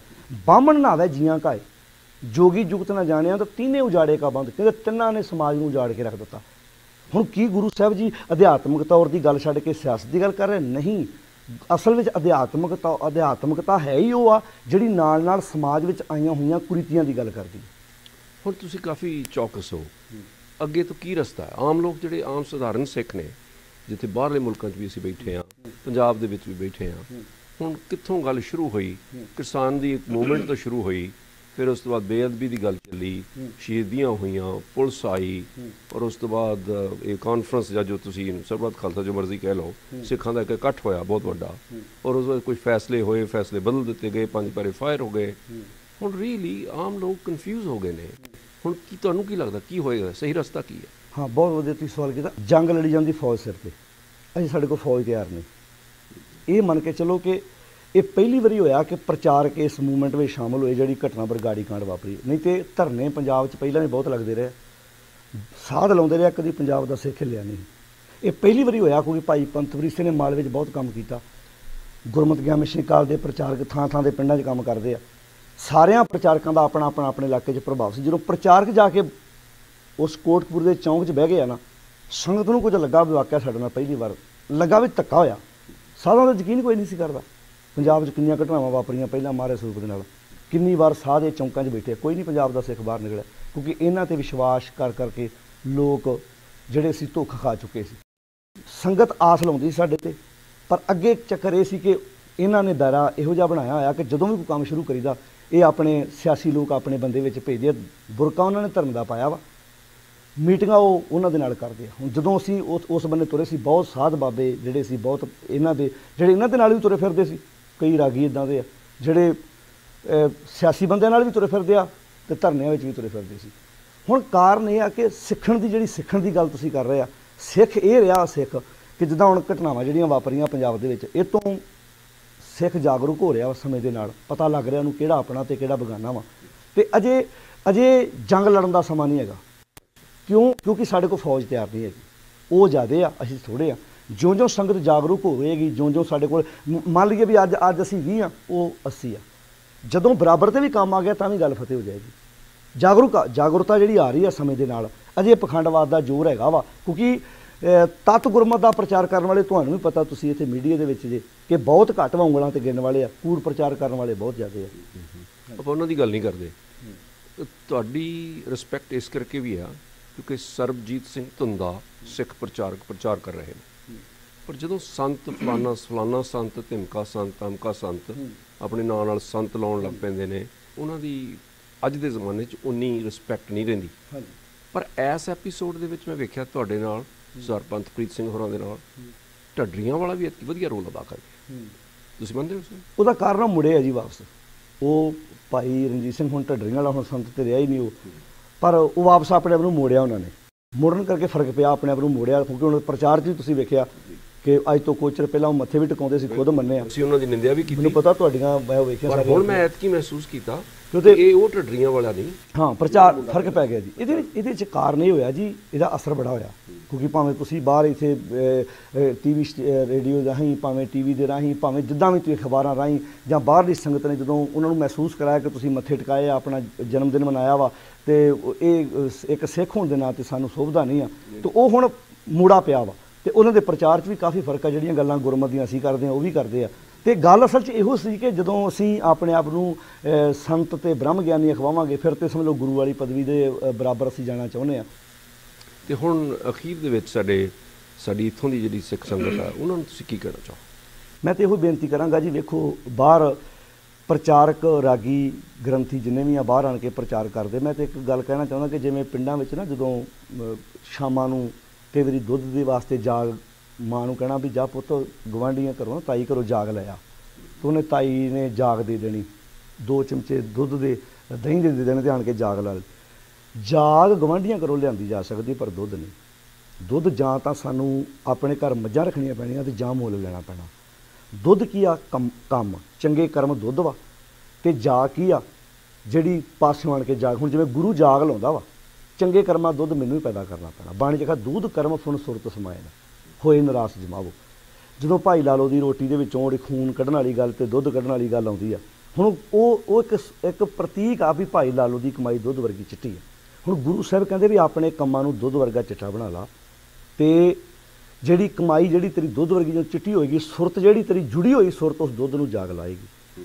ਗੁਰੂ ਸਿਰਫ ਜਾਗ ਦਾ ਕੰਮ ਕਰਦਾ ਵਾ, ਕਰਮ ਤੈਨੂੰ ਆਪਣੇ ਹੀ ਚੰਗੇ ਕਰਨੇ ਪੈਣੇ ਆ। ਰਾਗੀ ਤੁਹਾਡੇ ਪ੍ਰਚਾਰਕ ਗੁਰਦੁਆਰਿਆਂ 'ਚ ਆਉਂਦੇ ਆ, ਅਸੀਂ ਸੁਣ ਕੇ ਘਰਾਂ ਨੂੰ ਚਲੇ ਜਾਂਦੇ ਆ। ਬਦਲ ਜੀਵਨ ਦੇ ਵਿੱਚ ਤਾਂ ਆਉਣਾ ਜੇ ਖੁਦ ਅਸੀਂ ਪੜ੍ਹਾਂਗੇ। ਚੰਗਾ ਲਿਟਰੇਚਰ ਪੜ੍ਹੋ, ਚੰਗੀਆਂ ਵਿਦਵਾਨਾਂ ਦੀਆਂ ਕਿਤਾਬਾਂ ਪੜ੍ਹੋ, ਗੁਰਬਾਣੀ ਦਾ ਸਹਿਜ ਪਾਠ ਕਰੋ, ਅਰਥ ਪੜ੍ਹੋ। ਕਿਉਂਕਿ ਅੱਜ ਮੈਂ ਮਹਿਸੂਸ ਕਰਦਾ ਜਿੰਨਾ ਕਿ ਸਾਡੇ ਕੋਲ ਅੱਜ ਗਿਆਨ ਆਣਾ, ਫਲਾਣੇ ਢਾਡੀ ਕੋਲ ਸੁਣ ਲਿਆ, ਫਲਾਣੇ ਪ੍ਰਚਾਰ ਕੋਲੋਂ ਸੁਣ ਲਿਆ, ਫਲਾਣੇ ਰਾਗੀ ਦੇ ਕੀਰਤਨ ਸੁਣ ਲਏ, ਉਹੀ ਸਾਡਾ ਉਹ ਜਿਵੇਂ ਮਿਕਸ ਸਬਜ਼ੀ ਹੈ ਨਾ, ਉਹ ਅਸੀਂ ਦਲੀਆ ਜਿਹਾ ਬਣਿਆ ਪਿਆ ਵਾ। ਗੱਲ ਫੇਰ ਬਣਨੀ ਆ ਜਦੋਂ ਮੈਂ ਖੁਦ ਪੜ੍ਹਾਂਗਾ। ਮੈਂ ਆਪ ਜਦੋਂ ਸਟੱਡੀ ਕਰਾਂਗਾ ਨਾ, ਫਿਰ ਮੈਂ ਹੰਸ ਬਿਰਤੀ ਲੈ ਕੇ ਚੁਣ ਕੇ ਕਰੀ ਜਾਣਾ ਵੀ ਇੰਨੀ ਗੁਰਮਤ ਆ, ਇੰਨੀ ਮਨਮਤ ਆ, ਗੁਰਮਤ ਆ, ਮਨਮਤ ਆ। ਇੰਨਾ ਕੰਮ ਗੁਰੂ ਨੇ ਆਖਿਆ ਕਰਨ ਵਾਲਾ ਕੰਮ ਨਹੀਂ ਕਰਨਾ। ਮੁੱਖ ਦੀ ਗੱਲ ਆ ਕਿ ਅਸੀਂ ਗੁਰਦੁਆਰੇ ਨੂੰ ਜਾਗ ਲੈਣ ਜਾਂਦੇ ਆ, ਚੰਗੇ ਕੰਮਾਂ ਦਾ ਦੁੱਧ ਮੈਨੂੰ ਆਪਣੇ ਘਰ ਹੀ ਪੈਦਾ ਕਰਨਾ ਪੈਣਾ ਤਾਂ ਜਾ ਗੱਲ ਬਣੇ। ਤੁਹਾਨੂੰ ਸਭ ਬਹੁਤ ਬਹੁਤ ਮਿਹਰਬਾਨੀ। Thank you. ਵਾਹਿਗੁਰੂ ਖਾਲਸਾ, ਵਾਹਿਗੁਰੂ ਜੀ ਕੀ ਫਤਿਹ। ਤੁਸੀਂ ਵੇਖ ਰਹੇ ਹੋ ਵਿਜ਼ਨ ਟੀਵੀ ਤੋਂ ਪ੍ਰੋਗਰਾਮ ਦੇਸ਼ ਪ੍ਰਦੇਸ਼, ਜਿਹੜਾ ਕਿ 1992 ਤੋਂ nationwide coast to coast Canada ਭਰ ਦੇ ਵਿੱਚ ਪੇਸ਼ ਕੀਤਾ ਜਾਂਦਾ ਹੈ ਤੇ ਅੱਜ ਕੱਲ੍ਹ ਇਸ ਨੂੰ ਸੋਸ਼ਲ ਮੀਡੀਆ ਦੇ ਰਾਹੀਂ, YouTube ਦੇ ਰਾਹੀਂ ਦੁਨੀਆ ਭਰ ਦੇ ਵਿੱਚ ਵੇਖਿਆ ਜਾਂਦਾ ਹੈ। ਟੀਵੀ ਦੇ ਉੱਤੇ ਜਿਹੜੇ ਅਸੀਂ ਪ੍ਰੋਗਰਾਮ ਪੇਸ਼ ਕਰਦੇ ਹਾਂ, ਇਹ ਮਜਬੂਰੀ ਹੁੰਦੀ ਹੈ। ਚੈਨਲ ਦੇ ਵੀ ਜਿਹੜੇ ਰੂਲਸ ਹਨ, ਸਾਨੂੰ 4 ਦਿਨ ਪਹਿਲਾਂ ਰਿਕਾਰਡ ਕਰਨੇ ਪੈਂਦੇ ਹਨ, ਸੋ ਬਿਲਕੁਲ ਤਾਜ਼ੇ ਪ੍ਰੋਗਰਾਮ ਨਹੀਂ ਹੁੰਦੇ। ਸੋ ਅਸੀਂ YouTube ਚੈਨਲ ਜਿਹੜਾ ਸ਼ੁਰੂ ਕੀਤਾ ਹੈ, ਉਸ ਦੇ ਉੱਤੇ ਹਰ ਰੋਜ਼ ਤਾਜ਼ੀ ਜਾਣਕਾਰੀ, ਜਿਹੜੀਆਂ ਖਬਰਾਂ ਹਨ ਦੇਸ਼ ਵਿਦੇਸ਼ ਦੀਆਂ ਜਾਂ ਫਿਰ ਪੰਜਾਬ ਜਾਂ ਦਿੱਲੀ ਦੀਆਂ, ਉਹ ਅਪਡੇਟਸ ਹਰ ਰੋਜ਼ ਪੇਸ਼ ਕਰਦੇ ਹਾਂ। ਤੇ ਕਿਉਂਕਿ ਚੈਨਲਸ ਦਾ ਜਿਹੜਾ ਭਵਿੱਖ ਹੈ ਉਹ ਵੀ ਬੜਾ ਖਤਰੇ ਦੇ ਵਿੱਚ ਹੈ ਔਰ ਟੈਲੀਵਿਜ਼ਨ ਪ੍ਰੋਗਰਾਮ ਜਿਹੜੇ ਹਨ ਬੰਦ ਹੋਈ ਜਾ ਰਹੇ ਹਨ। ਇਹ ਆਰਥਿਕ ਮਦਵਾੜਾ ਇਸ ਟੈਕਨੋਲੋਜੀ ਦੇ ਉੱਤੇ ਆ ਰਿਹਾ ਹੈ। ਪਰ YouTube ਦੇ ਉੱਤੇ ਸਾਡੀ ਕੋਸ਼ਿਸ਼ ਹੈ ਕਿ ਤੁਹਾਡੇ ਵਾਸਤੇ ਹਰ ਰੋਜ਼ ਕੋਈ ਨਾ ਕੋਈ ਜਿਹੜੇ ਇਸ ਤਰ੍ਹਾਂ ਦੀਆਂ ਅਪਡੇਟਸ ਅਤੇ ਸੈਗਮੈਂਟਸ ਪੇਸ਼ ਕੀਤੇ ਜਾਣ ਅਤੇ ਦੇਸ਼ ਪ੍ਰਦੇਸ਼ ਟੈਲੀਵਿਜ਼ਨ ਪ੍ਰੋਗਰਾਮ ਦੇ ਵੀ ਜਿਹੜੇ ਸਪੈਸ਼ਲ ਐਪੀਸੋਡ, ਤਾਜ਼ੇ ਐਪੀਸੋਡ ਤੁਹਾਡੇ ਵਾਸਤੇ ਹਫ਼ਤੇ ਦੇ ਵਿੱਚ 2 ਵਾਰੀ ਪੇਸ਼ ਕੀਤੇ ਜਾਣ। ਸੋ ਇਹਨਾਂ ਦੇ ਵਾਸਤੇ ਤੁਸੀਂ ਕੀ ਕਰਨਾ ਹੈ, YouTube ਚੈਨਲ ਜਿਹੜਾ ਹੈ ਮਿਊਜ਼ਿਕ ਵੇਵਸ ਦਾ ਅਤੇ ਦੇਸ਼ ਪ੍ਰਦੇਸ਼ TV ਦਾ, ਇਹਨਾਂ ਨੂੰ ਸਬਸਕ੍ਰਾਈਬ ਕਰ ਲਓ ਤਾਂ ਕਿ ਤੁਹਾਡੀ ਸਾਡੀ ਸਾਂਝ ਜਿਹੜੀ ਹੈ ਬਣੀ ਰਹੇ।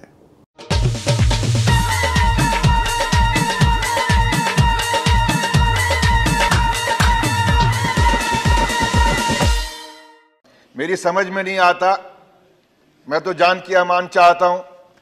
जिस तरह के हालात आज बन गए कि संसद में सर कलम करके किसी के कदमों पर रखते हैं, जो ऐसे लोग हैं जो सर कलम करने की बात करते हैं, और इनके मंत्री जो हैं, उनके विधायक जो हैं, उनके सांसद जो हैं, वो खड़े होकर मंचों पर शोक सभा के नाम पर शोक सभा की बात करते हैं। उसमें संवेदना नजर नहीं आती, बात नजर आती है बंदूकों की, बात नजर आती है गोलियों की, बात नजर आती है, बात कही जाती है लाठियों की, बात कही जाती है रेखाएं खींचने की।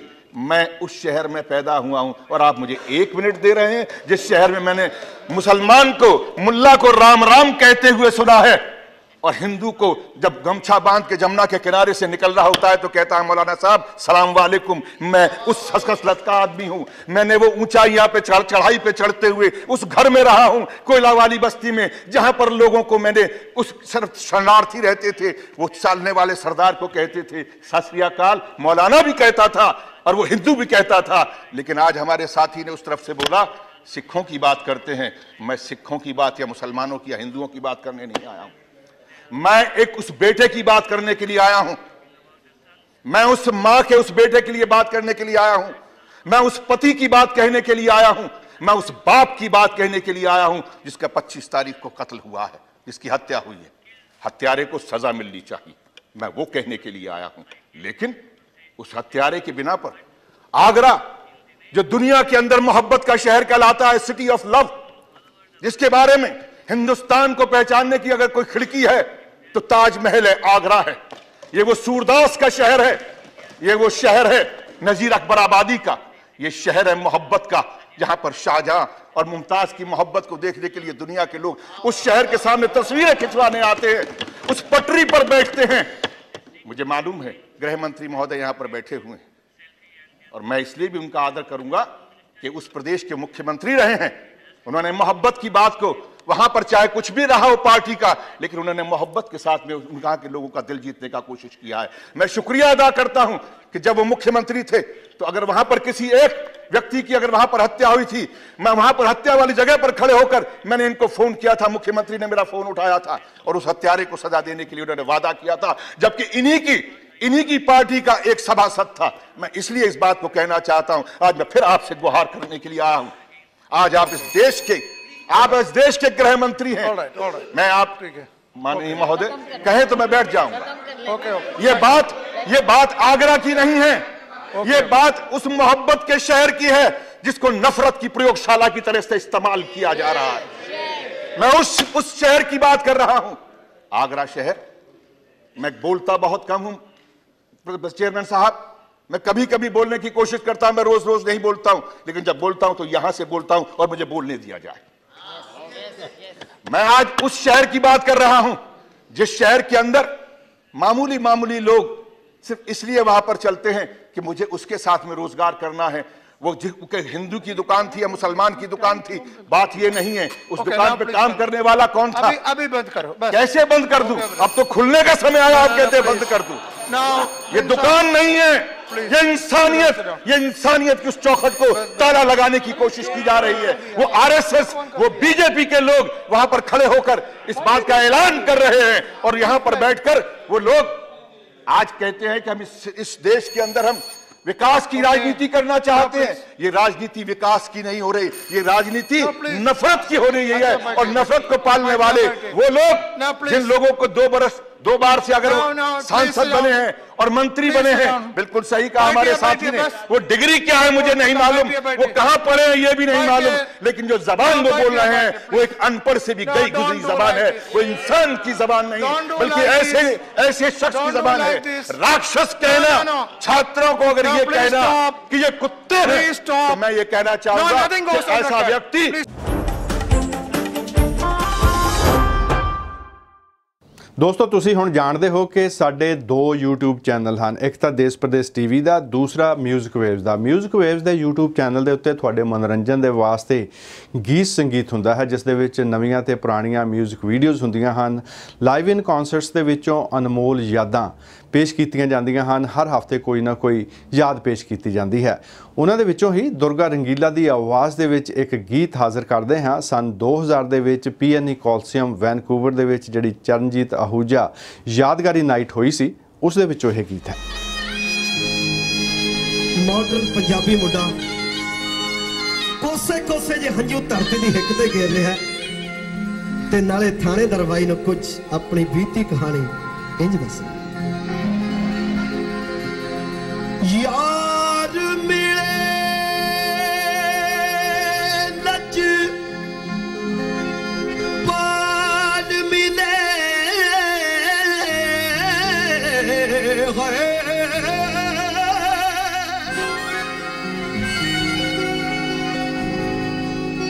यारी लावण यस है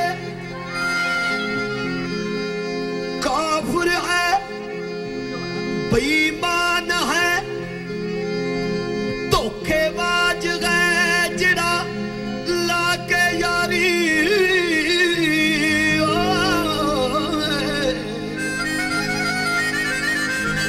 वो पिछों आखे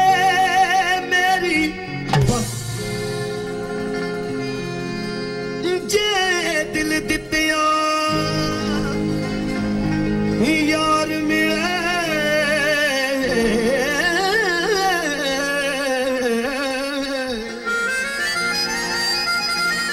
फिर दिन देवड़ की कसरे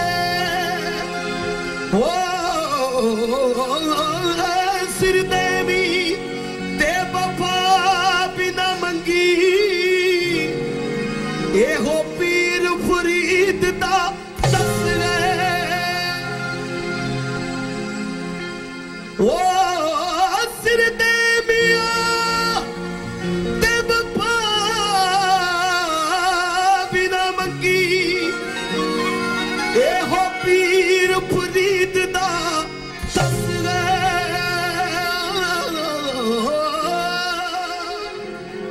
हो दिख दिख भेजती सी खून नाल खतनी हो गया कि तेनू तेरी मारी गई है मतनी लिख लिख भेजती सी खून नाल खतनी हो गया कि तेनू तेरी मारी गई है मतनी हो मोड़ के पिछाड़ी पैर इश्क दे राजू मोड़ के पिछाड़ी पैर इश्क दे राजू काना भीड़ी तू मुहब्बतां दा झट खोलता रब वर्गा सी तेरा यार वैर ने इज्जत गवाती थाने अज रोलता रब वर्गा सी तेरा यार वैर ने इज्जत गवाती थाने अज रोलता और रब वर्गा सी तेरा यार वैर ने इज्जत गवाती थाने अज रोलता।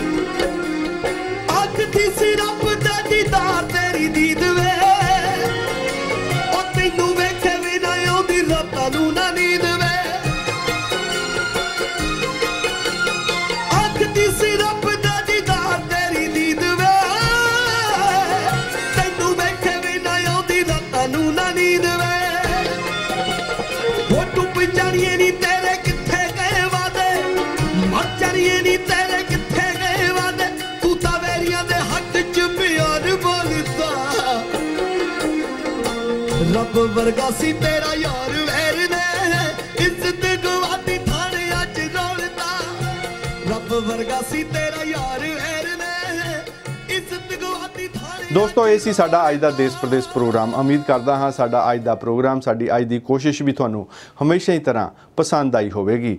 ਅਖੀਰ ਦੇ ਵਿੱਚ ਇੱਕ ਵਾਰੀ ਫਿਰ ਬੇਨਤੀ ਕਰਦੇ ਹਾਂ ਕਿ ਸਾਡਾ YouTube ਚੈਨਲ ਦੇਸ਼ ਪ੍ਰਦੇਸ਼ TV ਦਾ ਜ਼ਰੂਰ ਸਬਸਕ੍ਰਾਈਬ ਕਰ ਲਓ ਤਾਂ ਕਿ ਆਪਾਂ हर रोज़ जुड़े रहिए, हर रोज़ दियां ताज़ा अपडेट्स ਅਤੇ देश प्रदेश के एक्सट्रा ਜਿਹੜੇ एपीसोड्स हैं ताज़े एपीसोड्स वो भी असी बहुत जल्दी शुरू करन जा रहे हैं उन्हां दे नाल भी तुसी जुड़े रहो। बलजिंदर सिंह अटवाल नूं इत्थे इजाज़त दिओ, अगले हफ्ते तक सत श्री अकाल।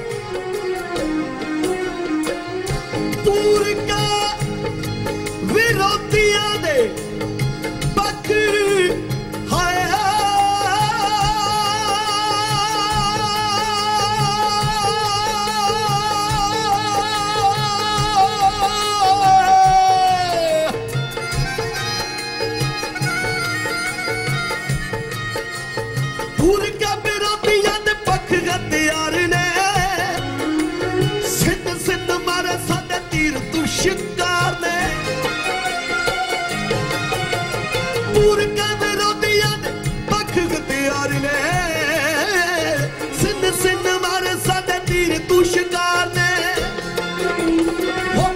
भरी वाले नाल कीती गल मारी भरी वाले पट्टी नाल कीती गल मारी जीना जुल्मां दे पल्लड़े प्यार तोलदा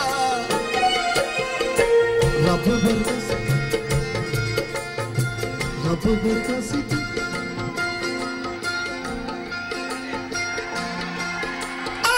रब वर्गा सी तेरा यार